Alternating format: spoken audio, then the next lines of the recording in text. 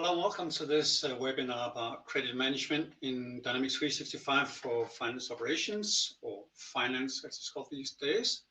My name is Finn, and I'm the presenter for today from AXcademy.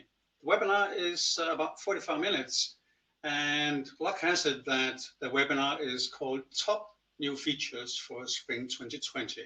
There's so many things in this webinar, in these features, that 45 minutes is not enough for all the features, and it's certainly not enough to go into the details. Thanks for joining. I hope you stay around for the full 45 minutes, and we've got some special things for you, extra resources and some offers at the end. Before we actually get started, I'd like you to give a few thoughts about the poll that we're going to do. I'd really like to know how many of you have been working with the credit management, credit limits in Dynamics 365, and who would also know about the sales order hold. So I'm going to pull a poll up for you, and I hope you'll spend just 10 seconds to answer this, please. In the meantime, I will just continue with the presentation, and during the webinar, I'll keep an eye on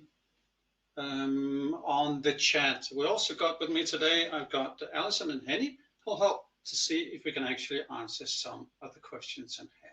So please give us your questions about the topics in here. I can't promise you we're going to answer that. There are a lot of people today, but we will try to do our best. And all the things that we cover, plus quite a few more, are covered in our new on-demand course for credit management coming out in just about a week. So, Alison, could you please bring out the poll, and then we'll see how many people would be answering those short questions in here. And in the meantime, I'll just move on with the presentation. So the title of this is Credit Management Dynamics 365 Finance Operations Top New Features for Spring 2020. Actually, some of these ones were brought around in 2019. And to be honest, I don't think all the features up yet. They do work as they were planned, but more about that later on. In this, the promise was we'll do credit limits. We'll have a look at blocking rules and risk assessment. We'll have a look at the functionality for hold and release orders, sales orders that would be. And then, important, how to set up and enable credit management. This is inspiration. This is certainly not going to be in depth.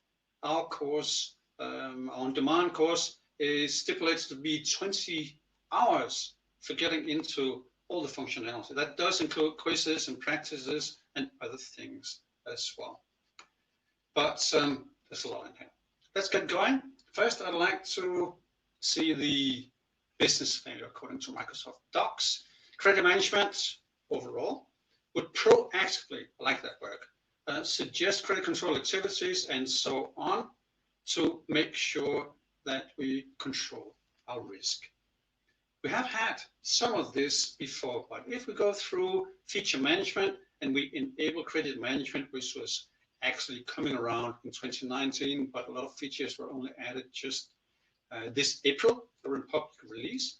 If we activate this and you read the text, which is on the right-hand side of all the features in feature management, you can see the credit management will allow you to manage the credit limits. We've been able to do that before, but now it's really on steroids. There's so many new things with credit limits in here that it's a wonder we could actually do without before. There's not much. Now we've got lots of things, manual, automatic, and so on. We could also block customer orders based on rules. Well, we've been able to do some of this before, but not quite to the extent that we could do now. There's a lot more things about blocking orders and release them automatically, depending on what's been going on. And even when they've been released automatically, the original document that we tried to do can be updated as part of the release. So we don't have to sort of, okay, the order's been released and we need to go back and then we do the picking list, or we release for the warehouse, or whatever we do. So lots of things in here being added, and in docs where there's a lot of good documentation about this, not all the things that should be in there, but there's a lot of good documentation. At the end of this webinar, along with the other resources, I'll show you where you can find more, and it'll be in the presentation which will be distributed after this webinar as usual. The credit management capabilities will include, and note the will, because I guess that's sort of over time. The management of risk scores, that's the trouble guy right now. And then suggested credit limits, configuration of blocking rules, dynamic release of credit hold sales orders, as mentioned, and the credit limit management as well. And also keeping a track of the credit limits that have been done, when, and so on. Now this looks good, and it actually works fine, just about all of it. The key capabilities in there is to manage the credit limit management. That's at least how I see it. That's one of the two key capabilities. Before, there were some really stupid mistakes that we could do in credit limit. Forever, if we didn't state a credit limit, the sky was the limit, kind of, unless we remember to switch on mandatory credit limit. Not so anymore. Now, unlimited credit must be selected proactively. The other big key capability to me is that we could put the orders on hold. That depending on 9 or rather 7+2 rules, the sales orders could be put on hold as part of that process or as part of somebody editing some information on the sales order. The credit limit management works everywhere with the invoicing, like on free text invoicing and so on. The credit management on sales order holds, of course, only works on sales orders. Now, what are the new features in here? First, I'd like to show you, and I do have an awful lot of slides, and as mentioned, yes, they will be distributed after the webinar. I'd like to give you some heads up, and then I'll show you some screenshots, and after that, we'll get to the live Dynamics 365 sooner or later. With the new features, we got additional credit information on the customer page. Before, I think we had 7 or whatever fields, some useful and, well, some other fields as well. Now we got really a lot of things. We also got workflow, a workflow that could be controlling the approval of the credit limit changes and other things too. There are 3 new workflows in here. We also got the possibility of having temporary credit limits and include insurance and guarantees in the credit limit control, not just on the individual customer account, but also on group level.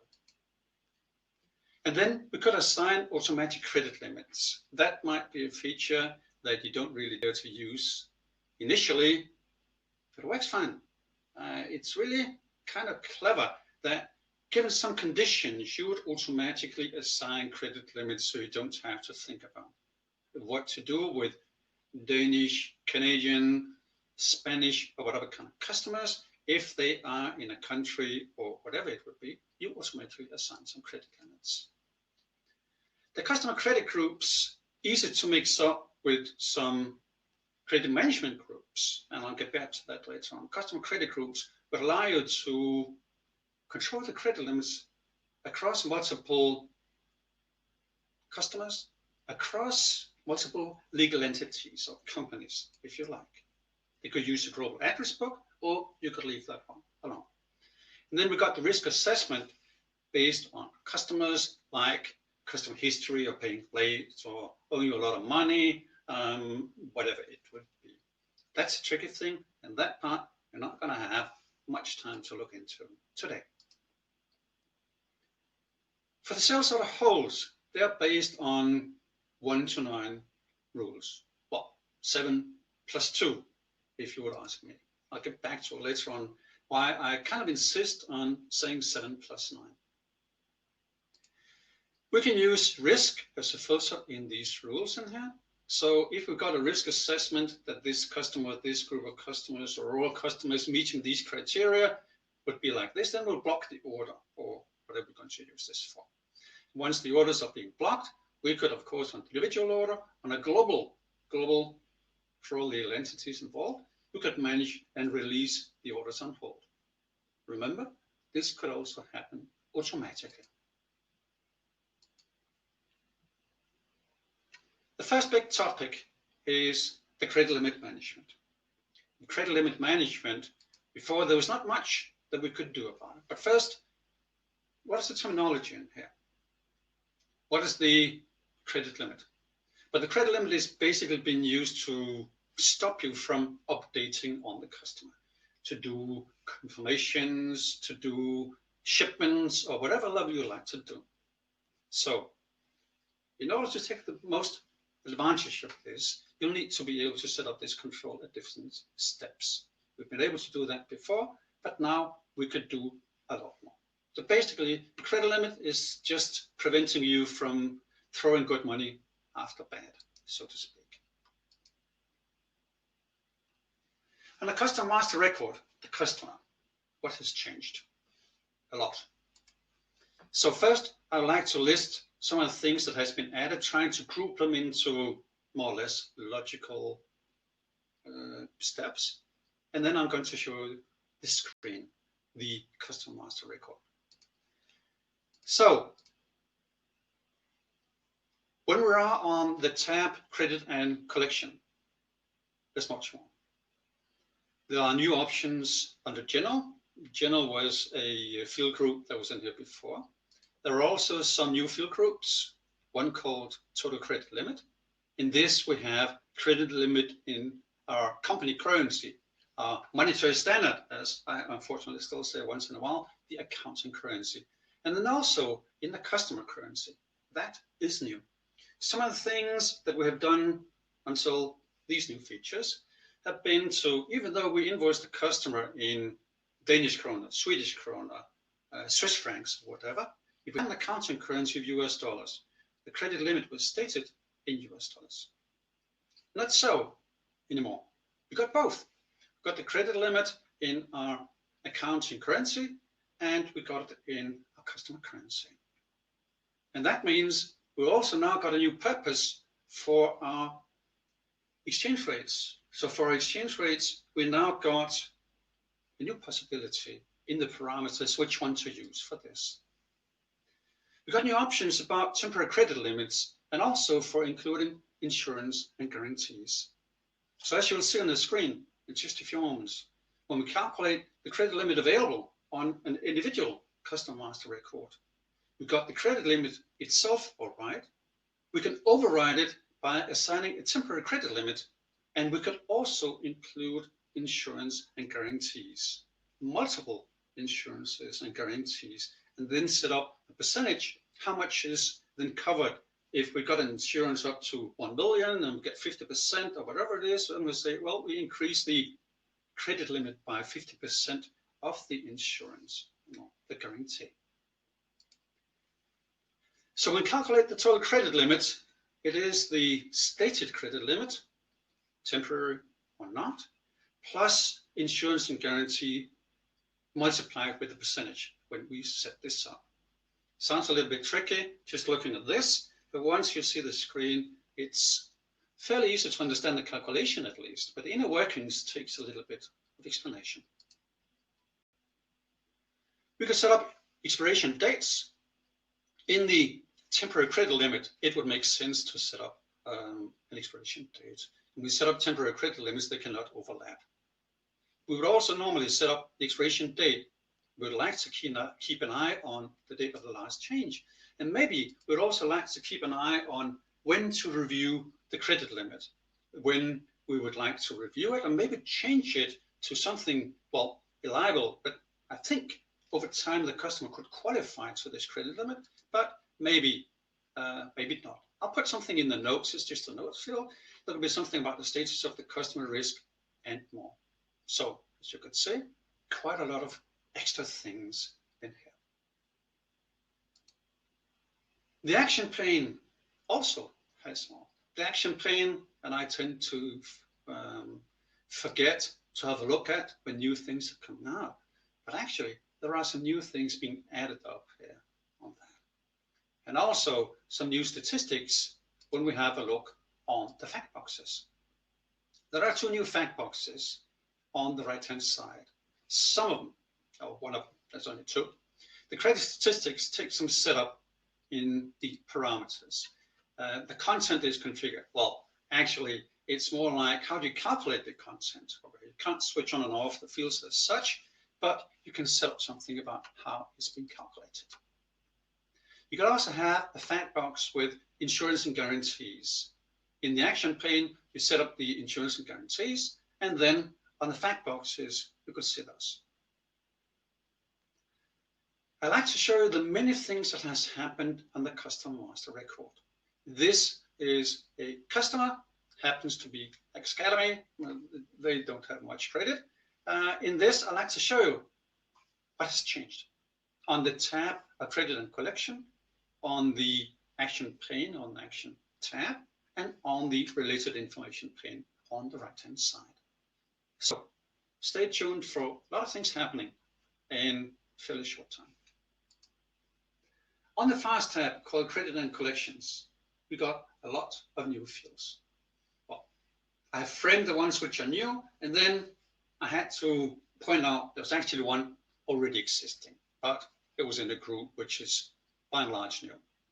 So we did have credit limit before, and we had some of the other fields as well. Let's see how many new things are happening in here.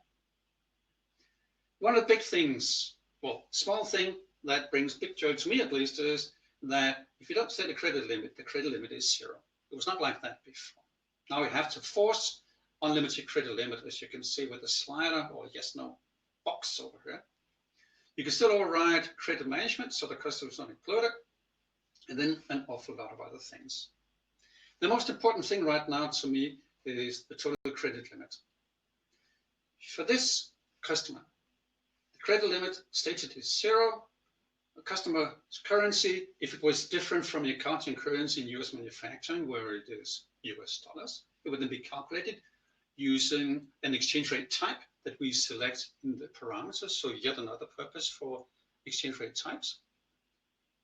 We then got calculated fields in here for insurances and guarantees. And those insurances and guarantees we set up in the credit management action tab, where in the related information, I can have one or multiple insurers and guarantees. That would then add up to an amount, maybe 100%, maybe 50%, maybe for each, it would be different.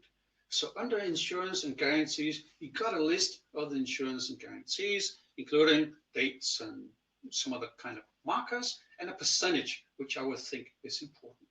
So that being summarized will then bring in an amount into the insurance and guarantees, which will then be added on top of the credit limit, being sort of the normal credit limit or any temporary credit limits assigned.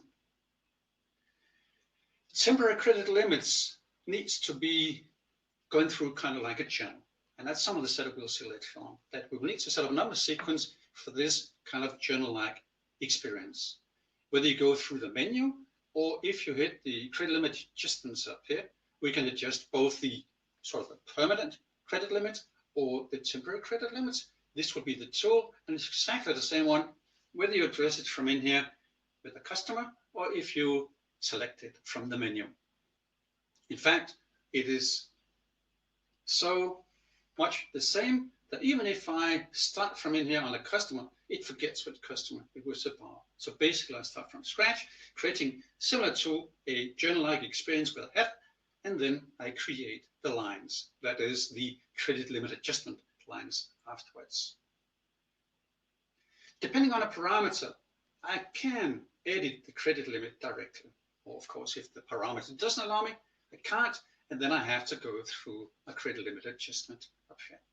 Temporary credit limits always go through the credit limit adjustments. That's the only place where I can do that. And once I've done it, then I can see the temporary credit limits up here on the action tab in the related information. But wait, there's more. We also got the related information on the right hand side as usual. There is a new fact box, credit statistics. And this has been calculated based on what we set up in the parameters. So when I set up things in the parameters, it has been reflected over here with some of the text which is being displayed. And of course, then the actual transactions, credit limit, and so on is being calculated based on my setup in the parameters. And there is a refresh button. So if I'm having a look at that, and just before I start barking up the customer's tree or whatever will happen, then I refresh the screen, and then it's nice and easy going once again. There's actually more. I mentioned two new fact boxes, and one is sort of, it's so far down I couldn't actually have it on a screenshot if it was supposed to be readable, so I just brought it up on here. Insurance and guarantees, and this will just show a short list of the things that I have on my action tab under related information in the insurance and guarantees. So basically it's a short list, so I don't have to look it up on the credit management action tab and in the insurance and guarantees. There's a lot of other things in here. You don't have to put everything to use immediately. The things about the credit limit are the easiest ones. Then we got information boxes and other things too in here, which of course is easy too. And then we got the things about status and other things too, which is perhaps with risk calculations and so on. So is the credit management group. Please note that the credit management group is not the same as the customer credit group. The customer credit group, which we'll come back to in just a second, is the one that allows you to group customers in the same or in different legal entities and calculate the credit limit in total for those, not based on the individual, but on the group level credit limit. So start simple and then move on to do some of the other things. And the most tricky things are actually, in my experience, not working perfectly well yet, is the risk assessment, the risk scores. I'll come back to that. The customer credit groups are for shared credit limits. So what do you mean by shared credit limits? Well, first a warning. There are two groups that sounds almost the same to me. A lot of this is fairly new. And once in a while, I have to admit, I mix it up. By the way, it's not like that. So customer credit group is one thing that's used for shared credit limits. And the credit management group is used for other things, including sole sort of holds, risk assessments, and other things too. So the credit management group is used for scoring risk, and the customer credit group is used for sharing credit limits. But how does it actually work, this with the sharing credit limits? Not quite as you might think. There's no summarization of the credit limits. You have a total credit limit for the group, and then you got individual credit limits on the customers, and you have to pass each of those when you want to do some updates. What is the sequence then? Well, first of all, the groups are being created with one or several customers.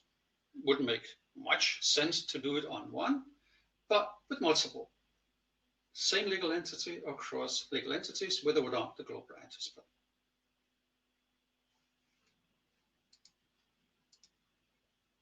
The credit limit check is done in two steps. First for the group, and then second for the individual customer. An example. The customer is a member of a group. The customer has a credit limit of 10,000. The group in which the customer is a member has a credit limit of 5,000. Create a new sales order for this customer. It has a value of 7,000. Well within the individual customer's credit limit, but above the group's credit limit. I know it's slightly invented example, but still is a good illustration. But will I be able to update? And the answer is no. The group will be, we'll do the control of the credit limit on the group first. It's not going to pass because the order is 7,000 and the group has 5,000. It doesn't matter if the customer says, hey, I got plenty of credit limit. But never get to that because it's been rejected on the group level and the sales order is going to be put on hold. There could be several reasons for the sales order going on hold, and all of it will be visible on the sales order. We don't have time to see that today. It's on our on-demand course being released soon, 8th of June. But that's the way it actually works. So group first, if it passes the group credit limit control, then it moves on to the customer and then it checks again. Both steps must pass, otherwise the sales order will put on hold. Now, this could be a good time actually to adjust the credit limits. You could adjust the credit limit on the groups, and you could do it on the customers permanently or temporarily. How do you do that? The adjustment of the credit limits. Permanently or temporary, single customer or credit group, manually or automatic. If you do it directly on a customer and directly in the credit limit field, remember the temporary credit limit cannot be done directly in the credit limit fields, has to go through this journal-like experience. If you want to edit the credit limit on the customer, it would require that the parameter allow manual editing is allowing you to do that. Temporary can only be done by a journal. It's not quite like the journal experience that we know, that you have to create a journal name before you can use it and so on. But we must set up a number sequence. So when I got a list of some of the things you have to go through when you're using this, you have to set up a number sequence and some of the other things, of course, as well. The tool on the customer and the tool on the credit limit adjustment fund and credit management, credit limit adjustments and credit limit adjustments tool, it's exactly the same. So it doesn't really matter if you get it through the customers or if you do it on this. So directly on the customer from the menu using the credit limit adjustments tool, and you do it like in a journal, create the header, which would then get a number sequence, and you do the lines, and the lines can then be entered manually, but generated from existing customers, from credit groups, or automatically in here. So the automatic thing would allow you to set up a background process, batch job, which would then update based on some conditions. Some of this, I'm sure you'd like to apply workflow, and yes, we got 3 workflows in here. In order to do the automatic things in here, you could do this based on the risk group. If you got a lot of customers, going through all these various customers in here could be tedious. So why not instead set this up to be automatic, set up some rules for risk assessment based on customers always slow paying, customer got a very long payment term, customer has a large balance, is always over 80% of the credit limit, or whatever kind of rules you set up. All of that you could set up, and then you could automatically change the credit limits in here. So if the customer goes from like using 60% of his credit limit and then goes up to 90% of the credit limit, which could happen these days especially, then you might want to adjust the credit limit.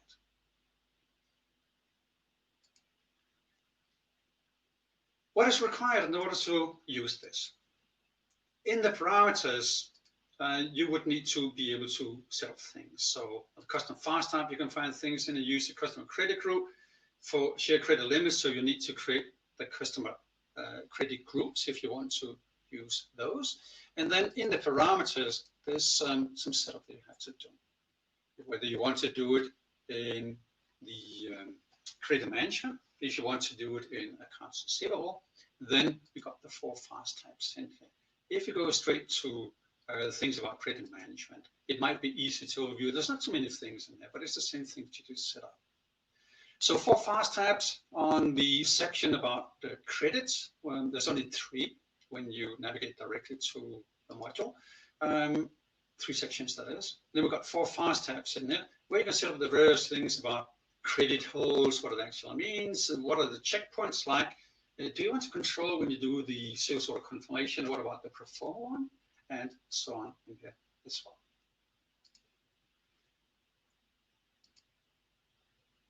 I have a couple of questions over here in the chat. Some of the ones might answer later on. I think we'll address the things about the PowerPoint presentation. That PowerPoint presentation will be distributed not right after the webinar, but it'll be on our shared document server. You'll get an email with the link and so on. Some of you already users in there, the other ones will be created, and then you got access.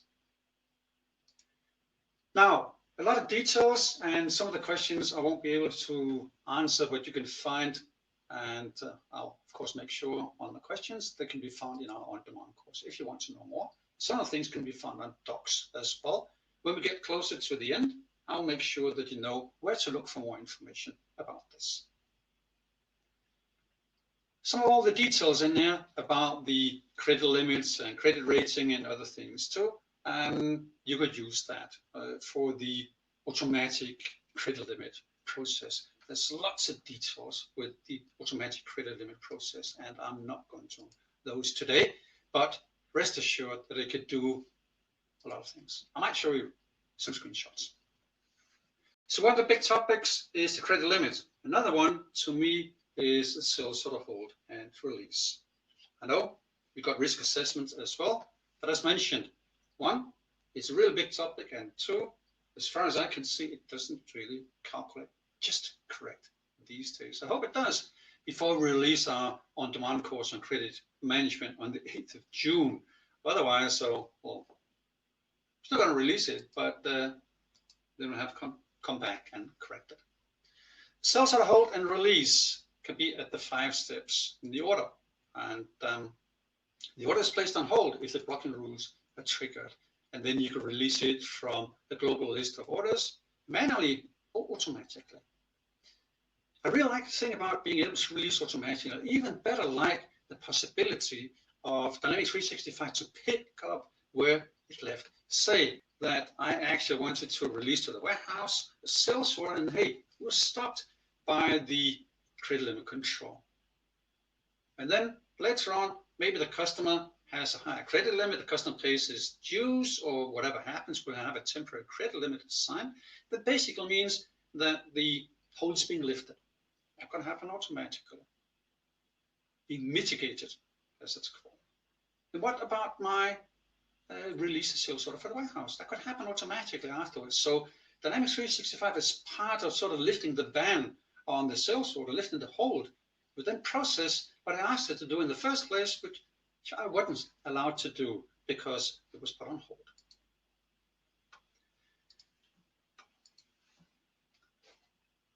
The sales order could be on hold as part of the process. That's 7 of the rules, and then I've got 2 more to explain. So as part of the process in here, nobody says you have to do all of this. That's what you set up in the parameters. So in this, you could set up when I do the confirmation, when I do a pro forma, we'd like to do this. And there's actually a thing called grace days, not crazy days, but grace days, which would give sort of a leeway between the updates. So if the sales order is released from hold, then it's not going to be blocked by the next step if the next step happens within 2 or 3 days. You have to think carefully when you use that. But there's a possibility of some sort of putting the sales order alone and leave it, even though it violates some rules later on. Let's carry on with that. The sales orders are placed on hold. There are 9 rules for that, or as I mentioned, 7+2. And I keep on saying 7+2, I'll come back to in 1 minute why. When you set up the rules, it can be done by the customer, by the credit group, by all. And actually, it's not just blocking, but it's also don't block. So you can set up the blocking rules, and then you could override and say, hey, if the order is really a simple one, less than 1,000, goes to whatever, don't block it. I know it should be blocked by the other rules, but don't. Exclusions, as it's called. So that means customer, group, whatever, all is not being blocked. So you set up the rules that if you ship to Denmark, you're going to block, but not if it's less than 10,000. Then we're going to do it, no matter what. Orders can be released without posting. So basically the order is released and the update is not happening, the one you tried to do, or it's been released and then posted in one process, like the packing slip or whatever happens in here.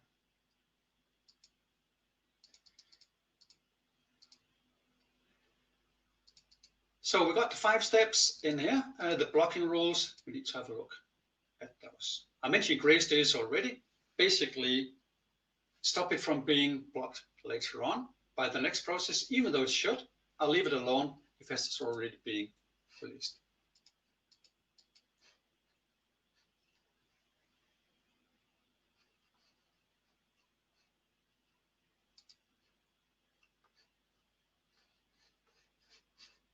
And now I am a bit curious about my internet connection, because right now it doesn't seem that I'm moving anywhere. Okay, came back. The blocking rules, I mentioned those quite a lot. Better get to those. So when you do a sales transaction, confirmation, picking list, or whatever, then the blocking rules are the ones that makes a decision whether or not you can do this.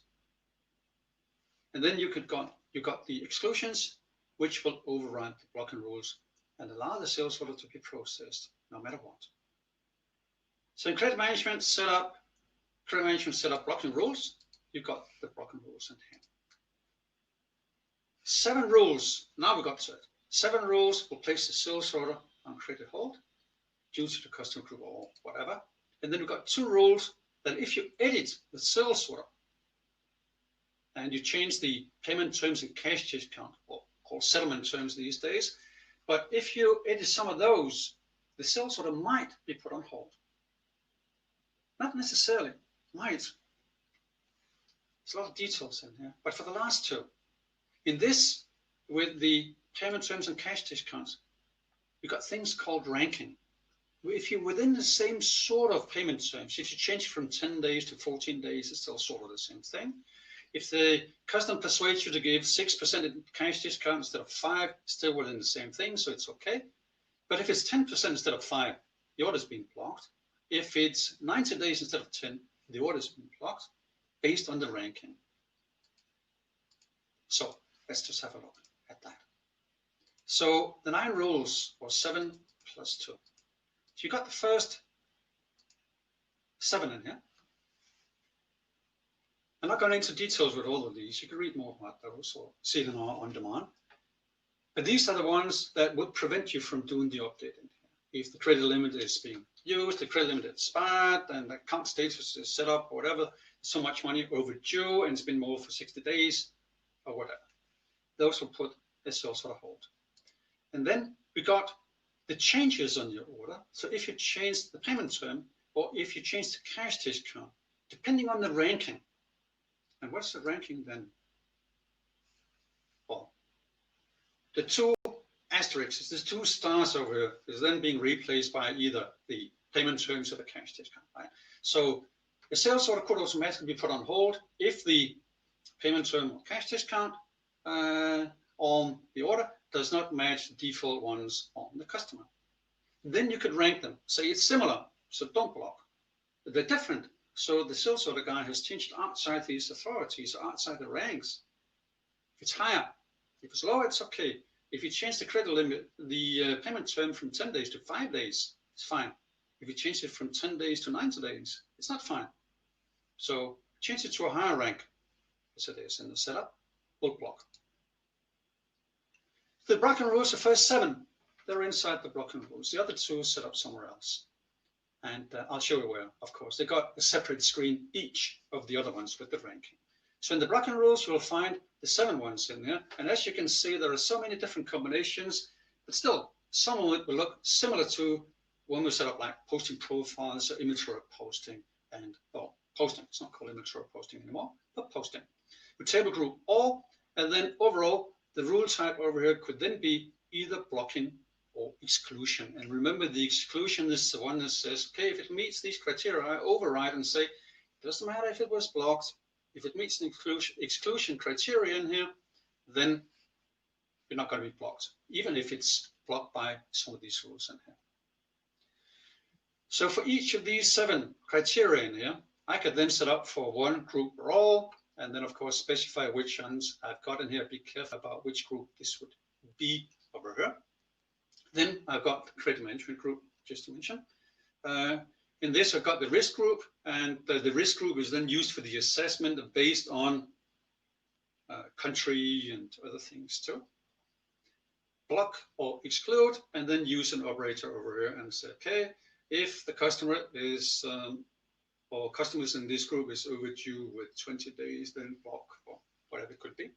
Overdue, account status, terms of payment, like the longer the term of payment, the more we're likely to block. And then see things about credit limit expired or overdue amounts and other things too. The last two rules, set up on separate screens. The rank payment terms, or the payment terms where you rank them.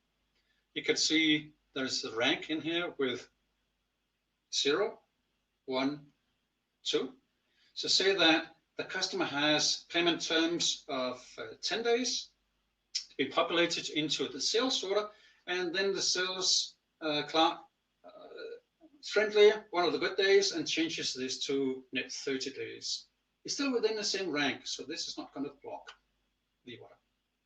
If the sales clerk is too friendly that day and changes it from one of the ones who rank 1 to rank 2, like net 45 days, the sales order is put on hold.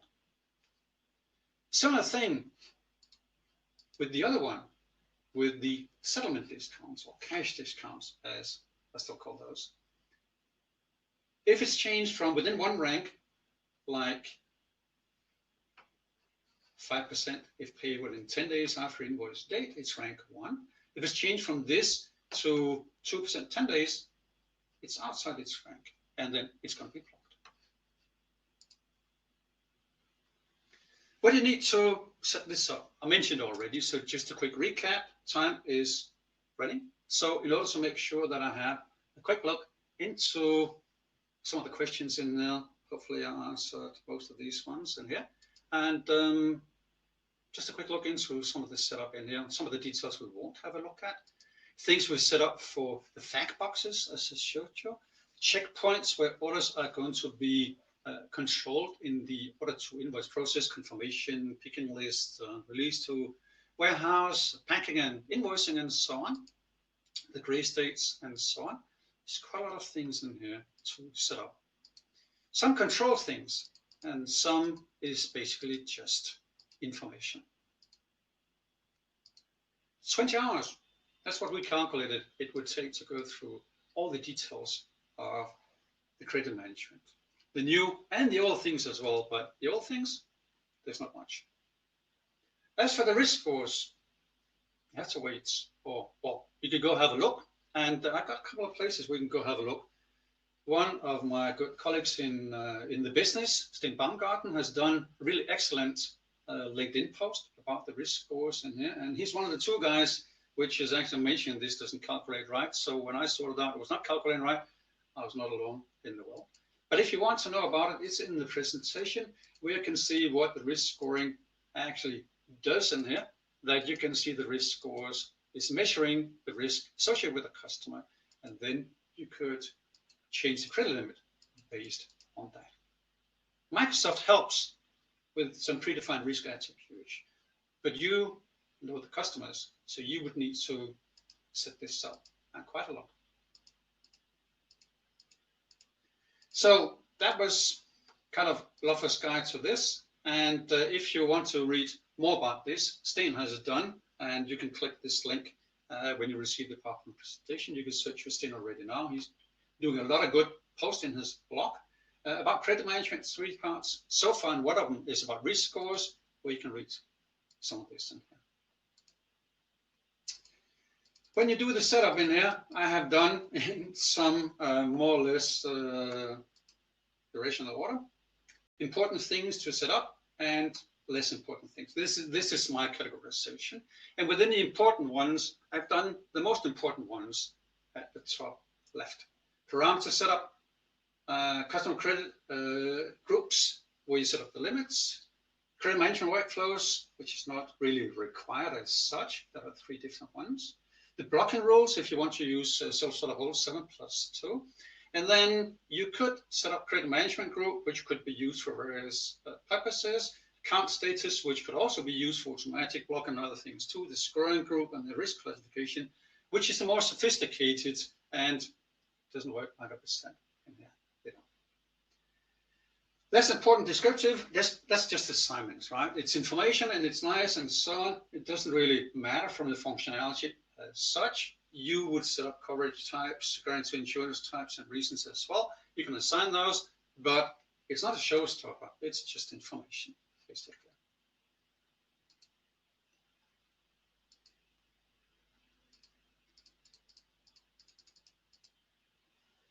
One number sequence, 4 tabs in here, and just a quick overview of things that you could do sort of periodically. Update the risk scores if you have set all this up, going through this and make sure that the things are being updated. Update customer balances and the statistics over here. Could set it up to be done automatically. I think I would do that. And then you could do some credit limit adjustments, as I mentioned, could be done automatically as well. So, more details. I think we've been through all of this. I would just show you the additional resources, and so we're coming around to the question and answer session, and after that we'll give you an offer, a special one for this one coming up after the question and answer session about our on-demand training for, well, credit management. It's big, really. Hopefully you've seen some of the interesting things in here, some of the things that we have been waiting for a long time with credit management, not just including this, that zero means zero. A lot of the other things with temporary, with insurance, with groups across legal entities, and so on. So, where can you find more? On Microsoft Docs, there are, I think it's 7 I've got in here. 7 different places for seeing the things in there. This is not enough, but it's a good start. Added up to 8. Not everything is mentioned in here, I have to say, but it's a good start. We mentioned some more things in our course, but this is a good start if you want to get started right now. We're not ready. Stan, as mentioned, has got a lot of good posts in here, 3 parts so far. I'm looking forward to see some of the next ones coming around.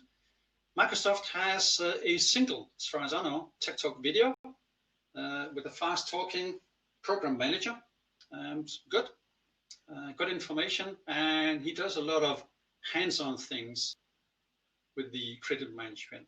So you can see how this with the sales for the whole is actually being done. I've focused on the business benefits and so on instead. And then I just have to mention, once again, we've got the on-demand coming in. We've got a lot of other things in here. The financials has some other things in here, and we got the credit management coming around, and then we got some exam-focused things coming around too. The MB310 finance, we've got the MB300 core out. We got the finance coming out in June, and then we got some other ones coming around in June and July. So let me just get back to my additional resources, see if we got any additional questions in here, and then maybe in the meantime, we'll see if the offer was something that you could actually use for your purpose in here. So just having a look in the chat box over here to see about the questions.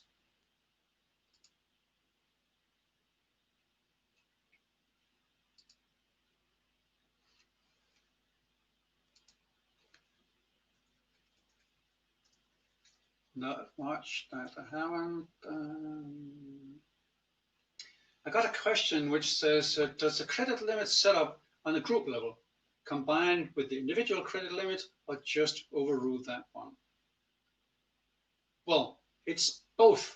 It does not combine and it does not overrule, but it's using both. So say you got a customer being a member of the group. First, the group credit limit is evaluated. We got 5 different customers and we evaluate on what their current balance, and then we can see how much is now being consumed by the sales or we'd like to update. If it passes that credit limit control on the group level, then we move on to the individual customer, and that has to pass as well.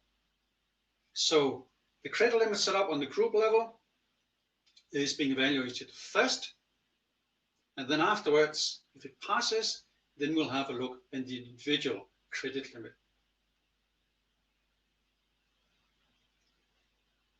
If you want to share a credit limit with one customer to another, that is not possible but you can have a group level.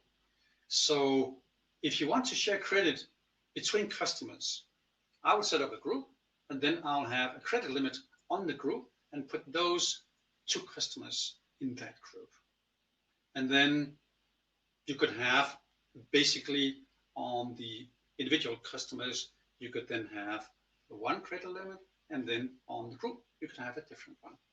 So group level is evaluated first, and that is basically then being used to kind of share across the members of the group, because it controls across the group members, the current balance and so on, and then it looks into what's available and looks into the actual order being updated. Does this allow us to pass this in here?